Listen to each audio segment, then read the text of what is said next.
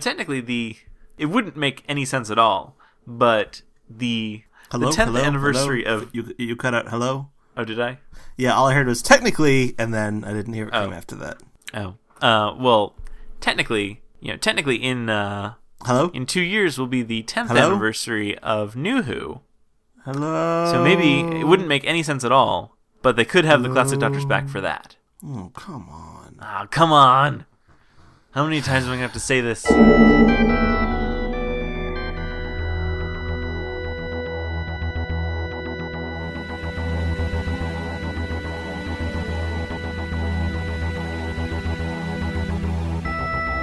I'm Tom Dickinson. And I'm Louis Midas. And this is The Cloister Room, a podcast about Doctor Who and other things.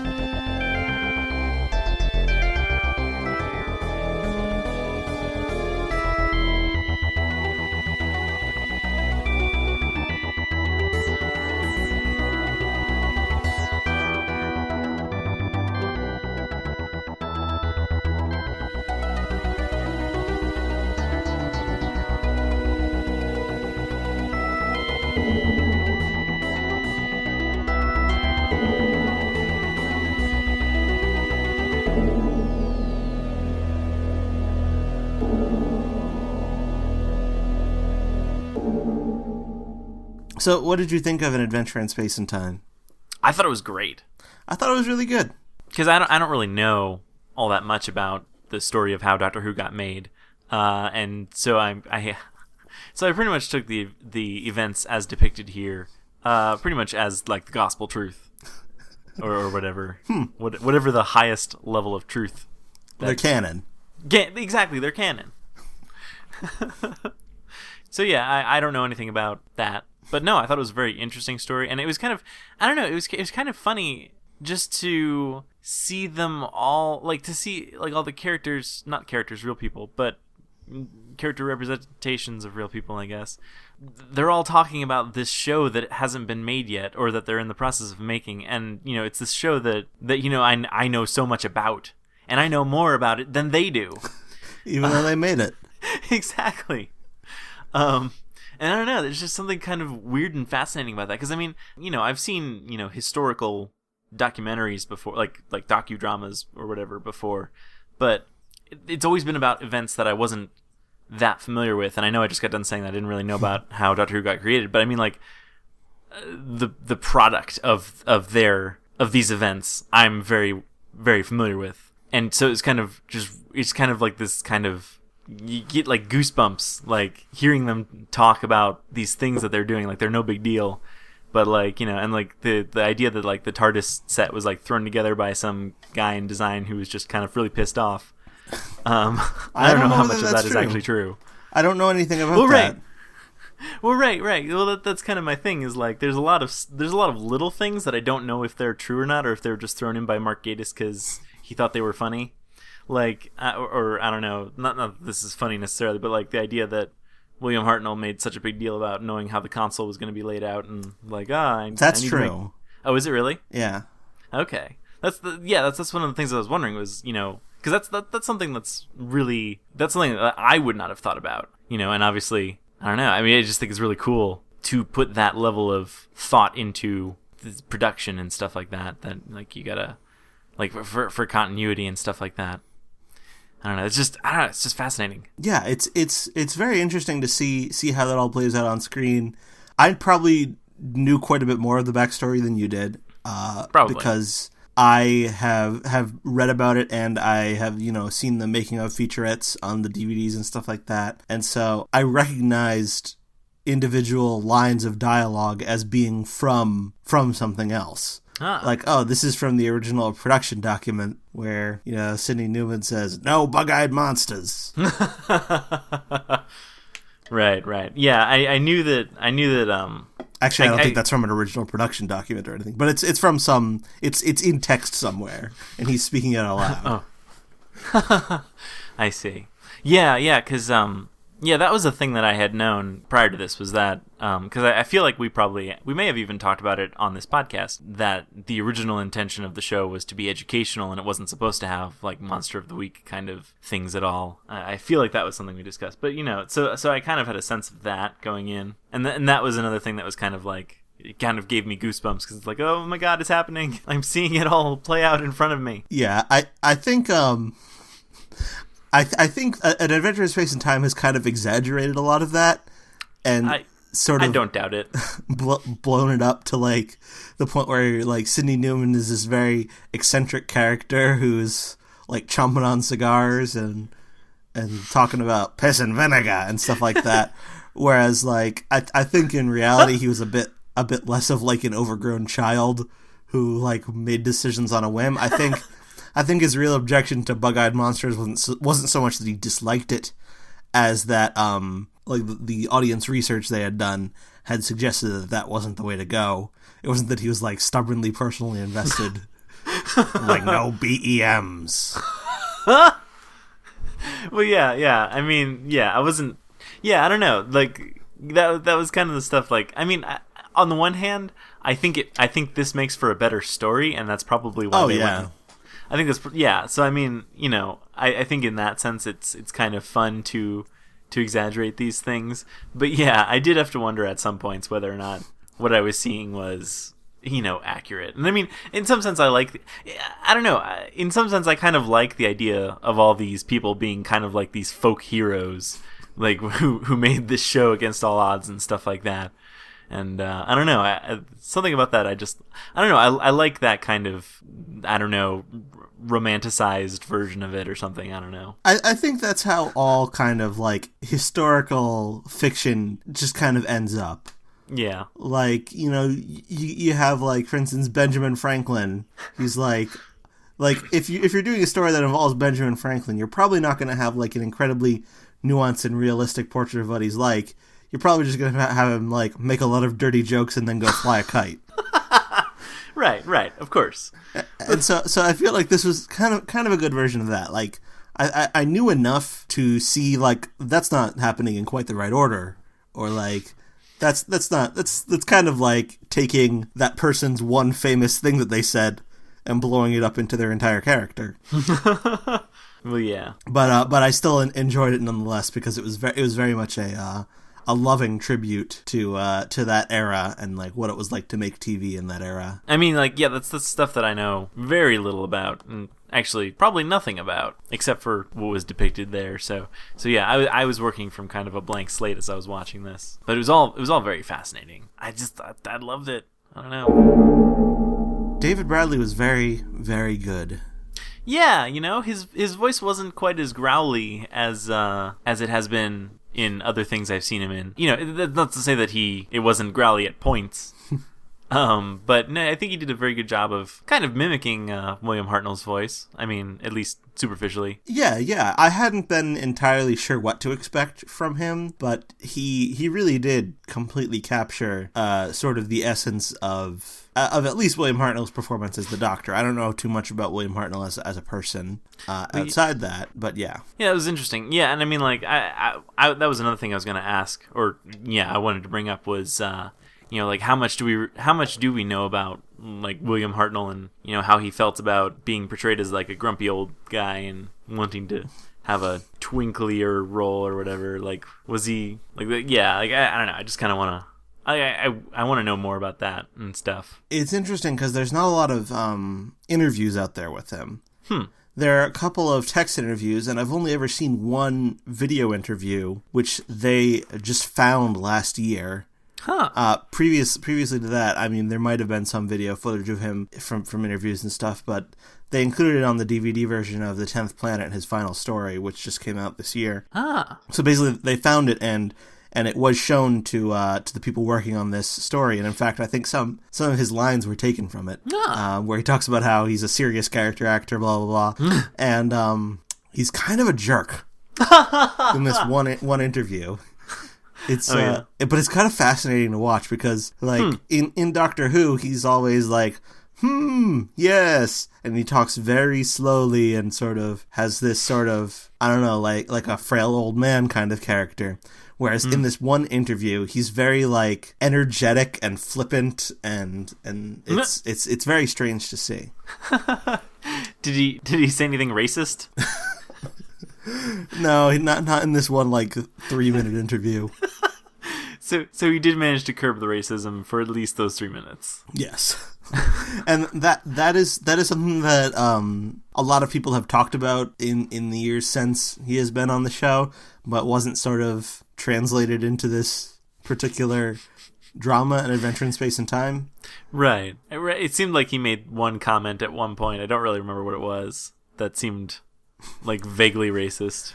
He made a snarky comment about the fact that Waris Hussein had gotten a passage to India, which is a thing he was directing. It's like, is it one way? Right.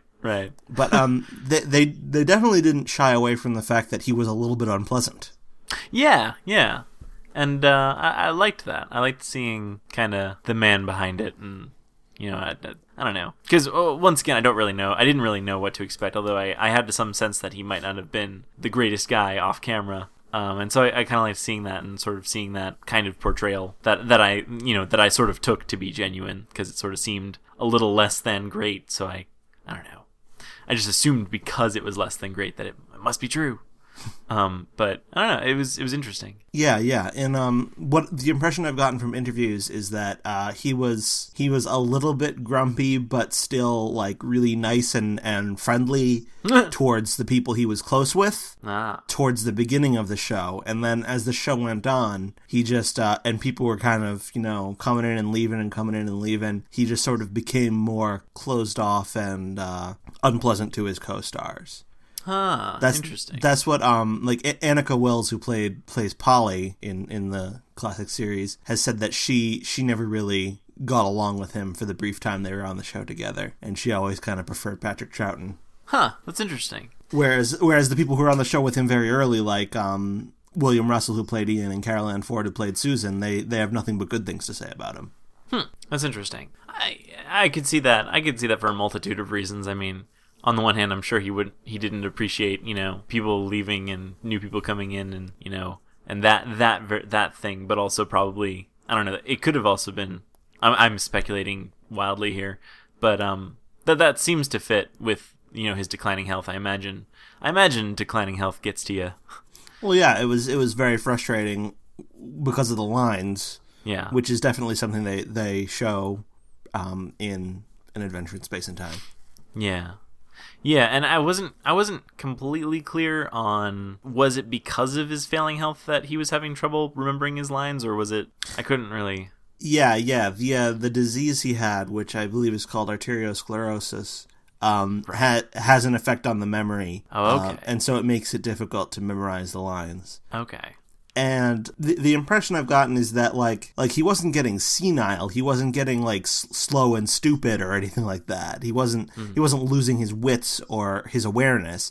It's just that he was having difficulty with the lines, and he was very aware of the difficulty he was having with the lines, which was very frustrating for him. And it became increasingly obvious that they were trying to figure out ways to, put him on the sidelines in the show. Right.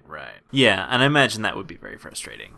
Well, because, and especially because he wasn't that old when he took on the role.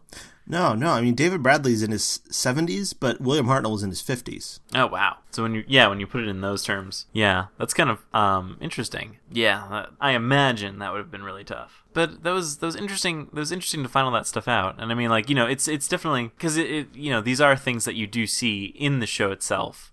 Even, I mean, I haven't seen all of the Hartnell era. I guess I've technically only seen a small part of it. But, like, when he says gloves, but he means drugs, and other things like that, those are things that made it into the final product. And so, those are kind of things you can see. And I don't know, that's just kind of fascinating. And, actually, I wanted to go back and rewatch An Unearthly Child and the Daleks story, just to sort of see the final product in real life. But I haven't done that. But, that's something I want to do so I can sort of compare. It's just, I don't know, this is just so interesting to me. Yeah, and I think they did a good job here showing the kind of difficulty and pressure that went on just like the day you're recording it, the on-set recording, where you don't have time to do retakes of everything.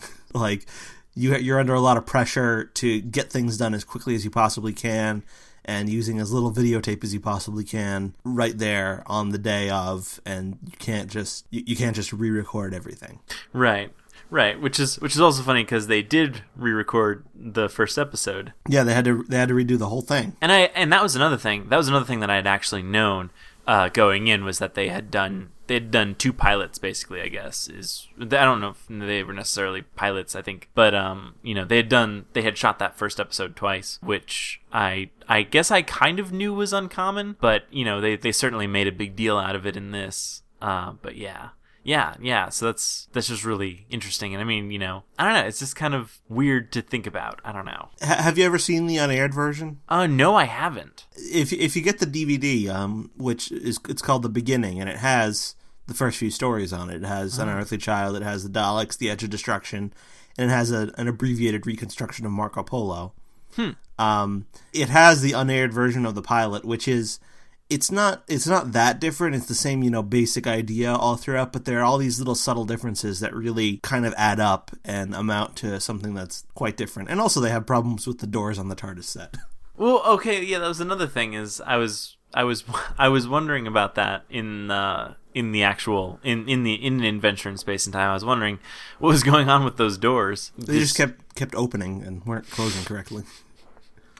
That's really interesting. So I guess they had like springs or something based on how they were. I have no idea, really. I don't know. That's kind of funny. I mean, that's the kind of thing you'd think would on its own merit a reshoot. But obviously, if they're budgeting their film or their videotape, I guess that's not even an option. Although I kind of wonder what people would have thought if that was the version that aired. Like, maybe that would have become canon, that the doors just sometimes swing open of their own accord. Could be. I think at the time, people would not have made that much of it. Just because they were used to, like, live TV. Yeah. They probably would have noticed it, and they probably would have giggled at it, but they wouldn't have, like, said to themselves, I can't believe they let that go on the air. Right. Yeah, to me, like, when I'm thinking of, normal, modern... Not normal, but modern television, where... there's a lot of effort put into making it almost like film quality. That kind of thing is very foreign to me. But yeah, I realize that that's not always been the case. I like to think that would have become some sort of strange, like I like that like I don't know. If that version had aired, like Russell T Davies would have come up with some headcanon reason for why the doors were opening like that, and like integrate that into New Who. Yeah, that always happens when you land in 1963 or something like that. Yeah, exactly. But like there's a draft in 1963. Yeah, some sort of temporal draft. Yeah, I can see that. I personally liked seeing the scenes they did on the Marco Polo set. Oh, is that what that was? Yeah, because there's no filmed material surviving from that, but there are some really good photos, including some that are in full color. So, and that's one of the stories that's constantly rumored to be returning over the past few months. Everyone's talking about that, and so I hear that if you get the DVD of this story, which I don't think has been scheduled for release in the United States, but I hear that if you get the DVD, they have some extra material which are like reconstructions of scenes from Marco Polo. By this cast. That's really cool. Apparently there's also even more stuff, like they have stuff from The Three Doctors with Mark Gatiss playing John Pertwee. That's really cool. I can see that too. Yeah, I've seen GIFs of it on Tumblr. So that's how I know about it. I need to see if I can figure out how to get access to that stuff, because it's not coming out on DVD in the United States as far as I know, and I don't think it's coming out on Blu-ray anywhere. Yeah, I'm right there with you. Yeah, no, that would be so cool. I mean, like, I know it's unreasonable, but I would totally, like, watch entire reconstructed episodes with that cast. Yeah, sure. Yeah, I don't know. That's really cool. I'd like to see at least one. Yeah. I mean, some episodes they're animating, and animation is good. But I feel like some episodes they should just film it that way. Yeah, Yeah, and I'd be completely fine with that. I'd like to see like a sequel covering the Patrick Troughton era. Ooh, yeah. The question is the Patrick Troughton era just as interesting as the William Hartnell era? I think it's probably interesting in different ways. I suppose so. We could see Patrick Troughton be horrible to his kids. I guess you could see Fraser Hines likes to tell about how like he'd go out on a drive with Patrick Troughton and visit his different families and like hand out a bit of money to this family and then get back in the car and hand out a bit of money to the other family. I envision that being like the opening scene, and like, you know, the audience doesn't understand what's going on, and then we later find out that this is Patrick Troughton and he's handing out this money to his families. I can see that. Yeah. I think that would be interesting, and you know, I would go so far as to say that I would watch it, but I would probably watch any documentary, docudrama, whatever that they make about any aspect of the creation of Doctor Who. I'd like to see one about the 80s too. Yeah. With the show being canceled and everything. Yeah, that'd be interesting. Who would you cast to play Ian Levine? Oh, I don't know. I guess I don't have an exhaustive enough knowledge of UK film and TV stars to do that, but I'm sure there's someone out there who's up to the task. I'm sure. But actually, come to think of it, a documentary about the inception of Doctor Who is very interesting. But thinking about it, I would love to see something about, you know, when the show was on its downward spiral, and, you know, where, you know, the head of the BBC like had like, I don't know, like a Doctor Who poster on like a dartboard, and he was like throwing darts at it or something. like I want to see that too. And there'd even be a musical number. And they'd all get together and sing Doctor in Distress. Yes, I think they'd have to. They could also have that play over like the closing credits or whatever. I think that would be great. No, I would, in all seriousness though, I would absolutely watch that. I would too. Because it's kind of fun watching things fall apart. I don't know. Actually, from the perspective of a Doctor Who fan, that might actually be too painful to watch. I don't know. I mean, like, as I have been watching all of Doctor Who in order, which I'm now done.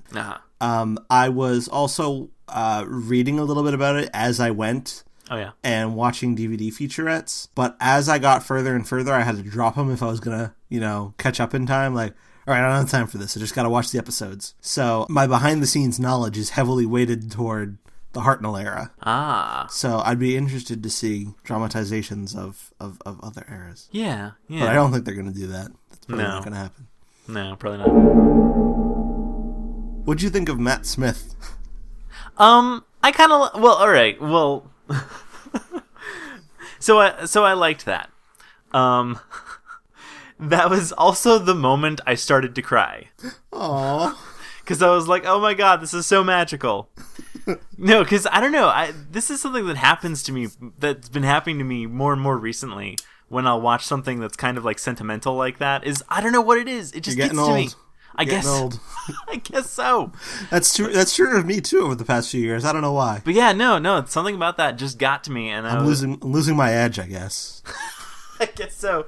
You're losing your cynical, jaded edge. But that did it. That did it. So does that mean that canonically the Doctor exists in our universe now? I think he has to. Because was that the Doctor, or was it just Matt Smith? I think it was...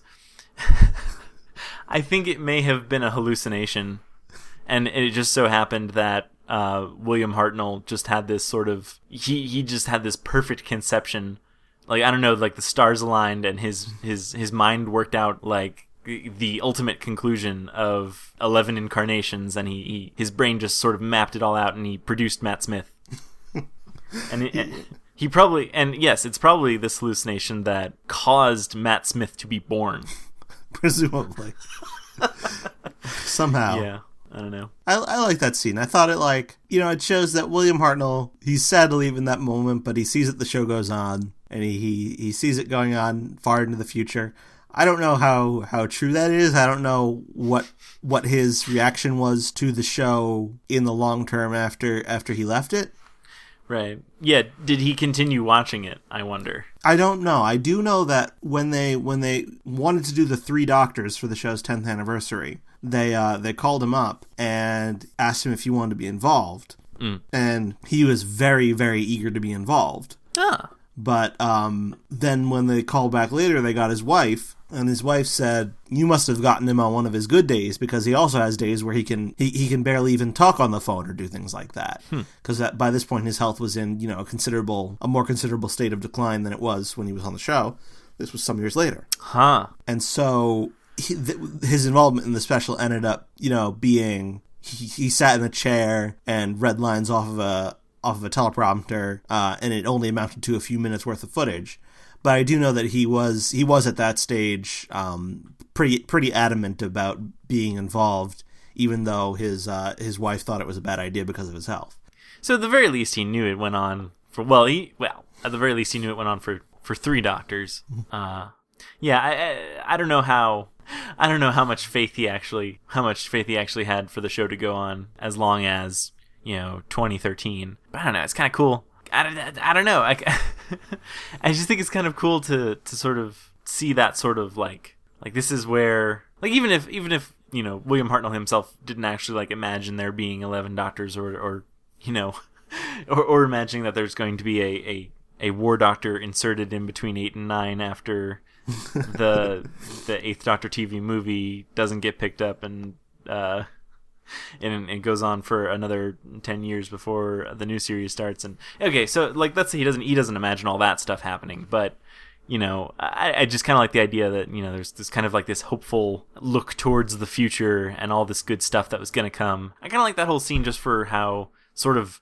I don't know, bright and hopeful it seemed, and how it was all just kind of like, it's all starting right here. This is where it all just started, and look at how far it's come, and stuff like that. I don't know.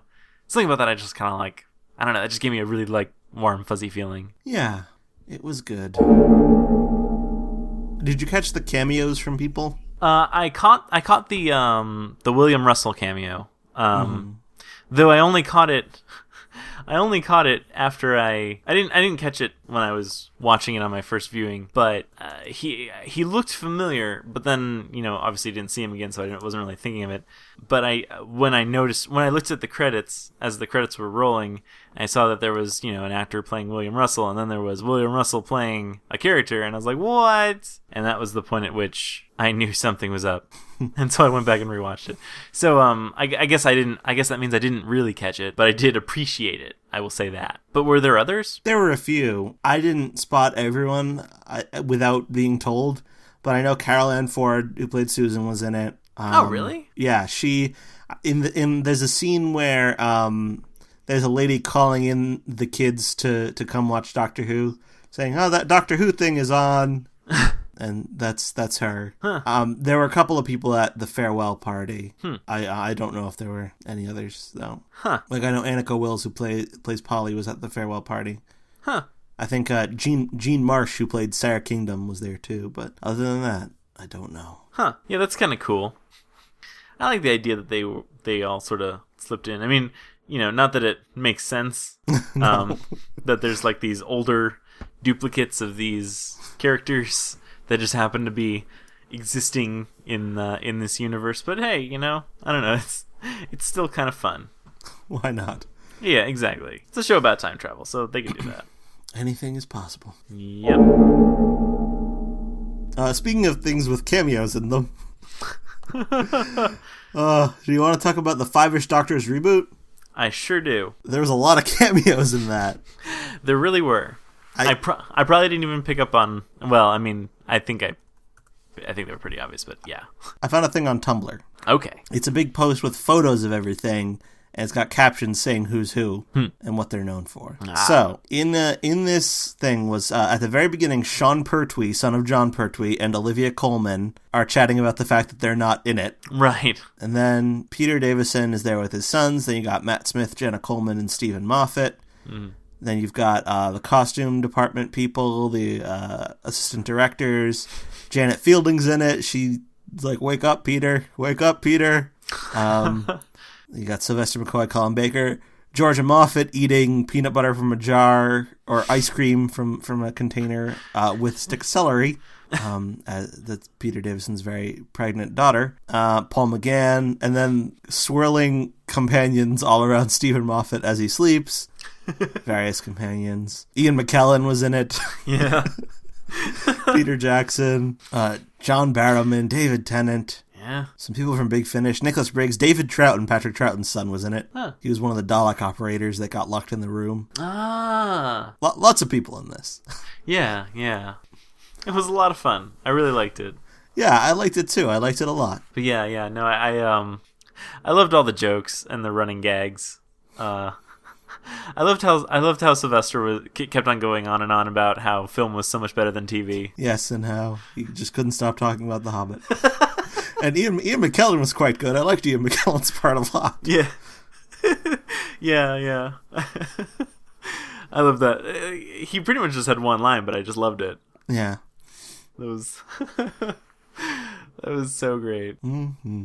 Yeah, now did they just like film some stuff in New Zealand one day or something? I'm curious because I know that they were all down there for a convention at one point. Oh, that's right. But I don't know how long ago that was, or whether the time matches up or what. But I know that they had a lot of cooperation from the BBC with this. Ah. Obviously, because Well, yeah. Stephen Moffat was in it, and they did some actual on-set filming.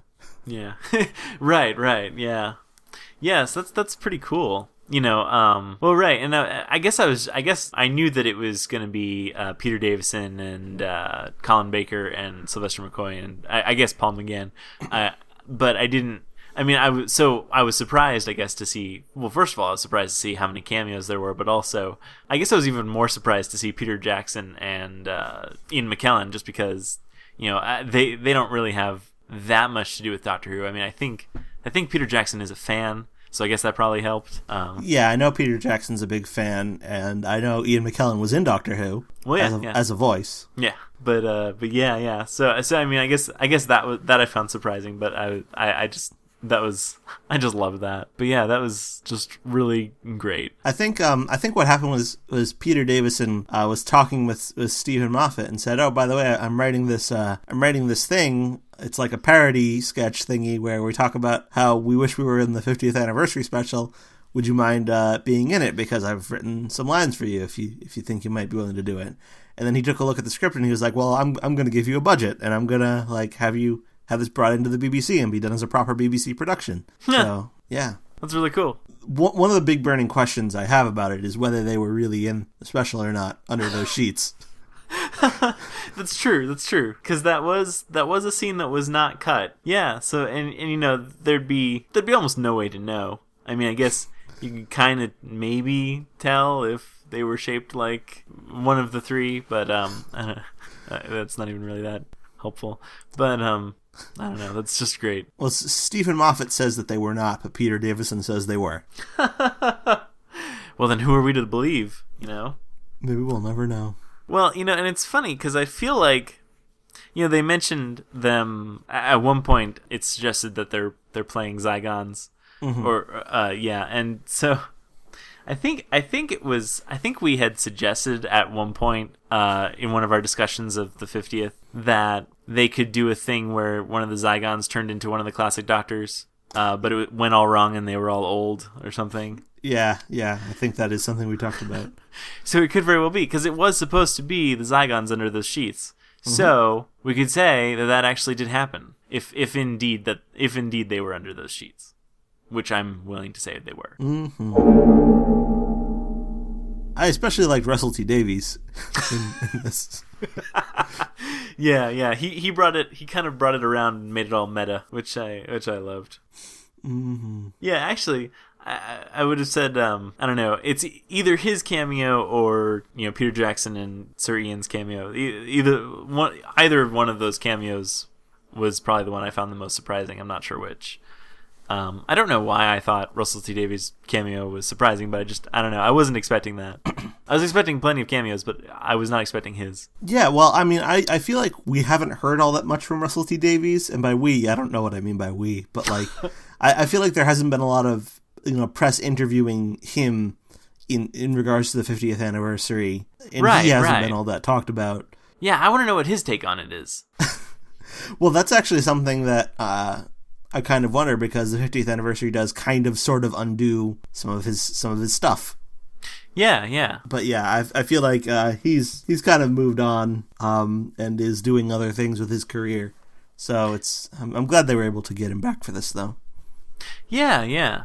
Well, actually, yeah, it's kind of funny. I haven't really been following anything he's been doing, but I'm assuming he's been doing something, because he's not been doing Torchwood. No, he moved to the U.S. to do Torchwood and other things, but then had to move back to the U.K. for personal reasons, and then he created a show called Wizards vs. Aliens, which is a kids show. Oh, right. And now he's working on a couple of other shows. I forget what they're called, but they're adult drama shows, non-sci-fi. They're just drama shows, I guess, or maybe they're comedies. I don't know, but they're not like sci-fi, and they're not kid shows. They're far off from what Doctor Who is, but I don't remember. I think one of them's called Cucumber.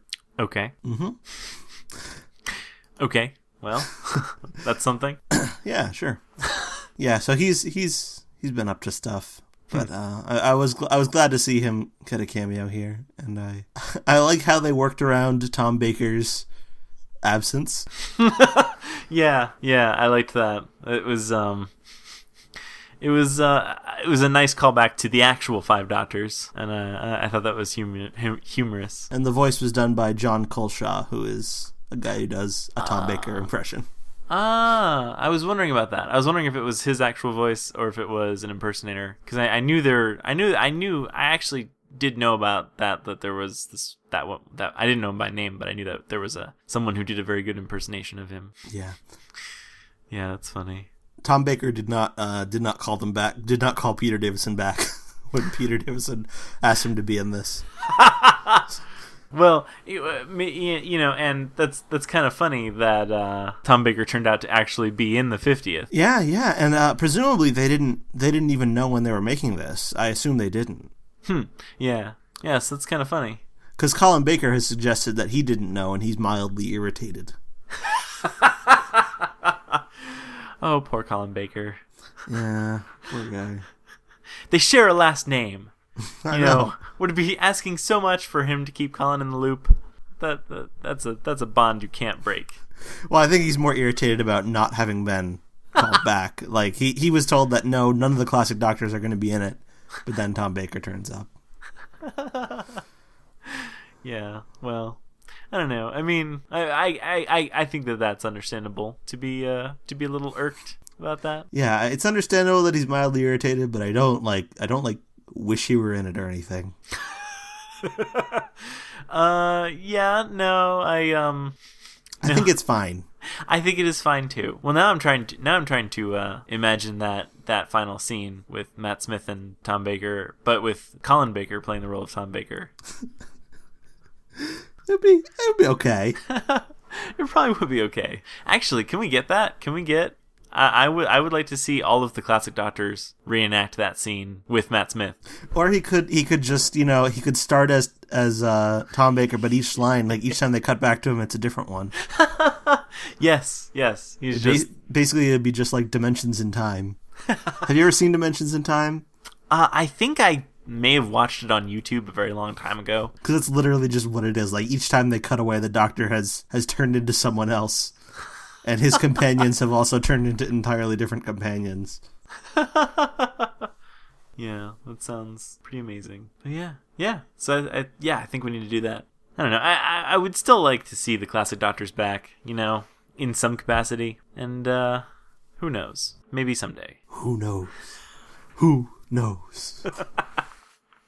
In 2 years, it'll be the 10th anniversary of New Who, and it wouldn't make any sense at all. But they could have all the classic Doctors back for that, if they wanted. Sure.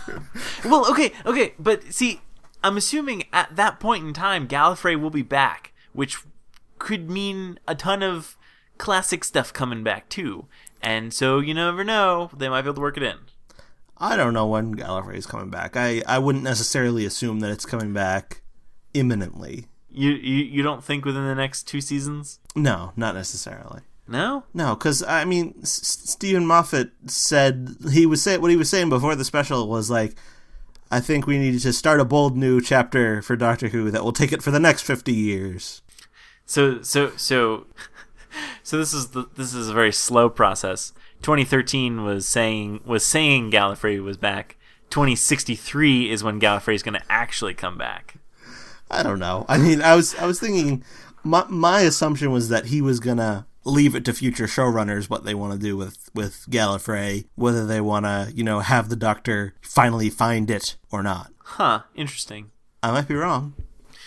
Yeah, well, you never know. I don't know. I guess I was assuming it would be, that was like, I figured like finding Gallifrey was going to be like the next season. But I guess that's not necessarily true. I could be wrong about that. Well, it is always in the last place you look for it. Yeah, that is how it works. So yeah, who knows? Who knows? We can't keep doing this joke. I always will, and I will never stop.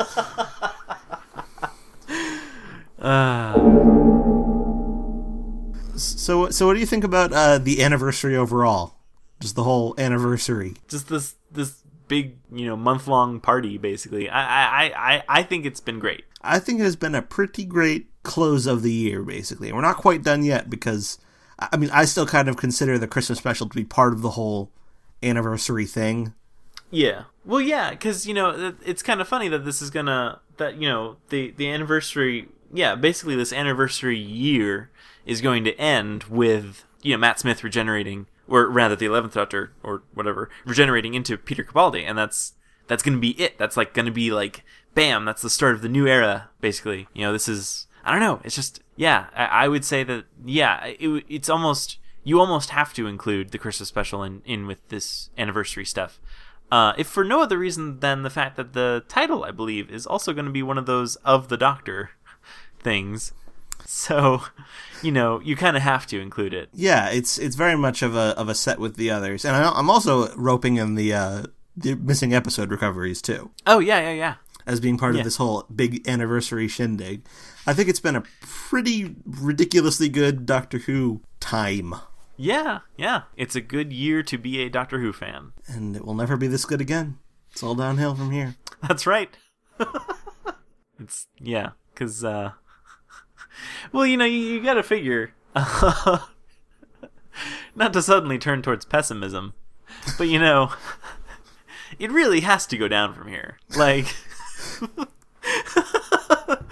no, but I mean, there's gonna come a time where we're gonna hit another Colin Baker era eventually. I mean, that's gonna happen. It is, and I mean, this is something I think Stephen Moffat said recently. He was like, I think there is going to be a celebration for Doctor Who's 100th anniversary, and that doesn't necessarily mean Doctor Who is going to continuously be on the air for the next 50 years.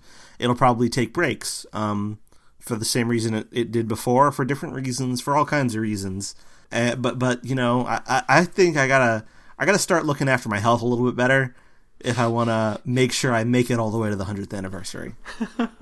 Yeah, because that's something that I really would like to see. I want to, so, I'm right there with you. I think, I think that is, and if I can sit down and watch the 100th anniversary special, and then, die on my deathbed that night, that'll be a good life, I think. So you just want to die on November 23rd, 2063? Yeah, that's a good end date, I think. So you don't even want to see the Christmas special? Oh, you know what? All right, I gotta postpone my death for a month and 2 days. All right, fine. So it'll be Christmas. I don't know, but then I don't know if I die right after the Christmas special, that might be really disappointing. Because like, what if they do like a thing that's like gonna lead into? Well, I'm assuming Doctor Who will be back on the air by that point, so maybe I don't have to worry about this. But what if it leads into the next season and I'll be like, oh man, I gotta stay alive for that season, but it'll be too late because I will have perfectly calculated my health to deteriorate at that precise moment, and I won't be able to change it. And then I'll go into, the hereafter or whatever, wondering what they had next in store for Doctor Who. You'll have your predictions about what's next, and then just like Adric, you'll say, "Now we'll never know if I was right." Yes. I will be just like Adric. Yeah, sometime between now and then, I need to obtain a star for mathematical excellence. You've got time. Yeah. You've got time to become more mathematically excellent. I do. I need to get on that.